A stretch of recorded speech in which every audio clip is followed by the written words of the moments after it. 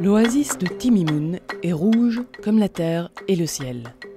Que l'on vienne d'Alger ou de Tamanrasset dans le grand sud algérien, Timimoun est lointaine, perdue au milieu des sables du Grand Erg occidental, en bordure du plateau de Tadmait et d'un ancien lac à sécher appelé Sebka.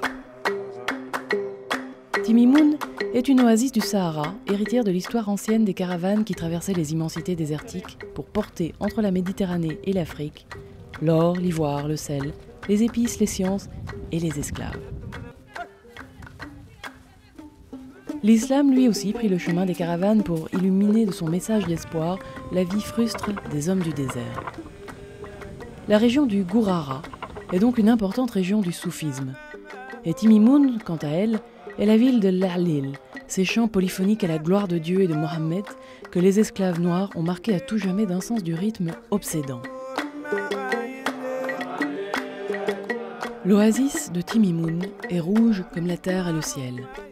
Rouge comme le sont tous les Ksours de la région de Gourara, ces villes forteresses construites en toubs qui regroupent un entrelac de ruelles étroites et labyrinthiques censées protéger des agressions extérieures, qu'elles se présentent sous la forme d'ennemis ou de vents de sable. Parfaitement adaptées aux rudesses du climat saharien, les Ksours sont une leçon d'architecture qui inspira beaucoup l'architecte français Pouillon. Fonctionnelles et harmonieuses, les maisons du Ksar sont l'espace de vie des femmes qui sortent peu ou protégées d'un long voile blanc. Pour l'étranger qui pénètre dans ces ruelles tortueuses entre ombre et lumière, l'impression de mystère submerge l'envie de curiosité. L'on est ici à chaque pas comme Heinrich Barth ou René Caillé découvrant Tombouctou. Sauf que Timimoun n'est pas une cité interdite aux étrangers non musulmans comme le fut Tombouctou jusqu'au début du XXe siècle.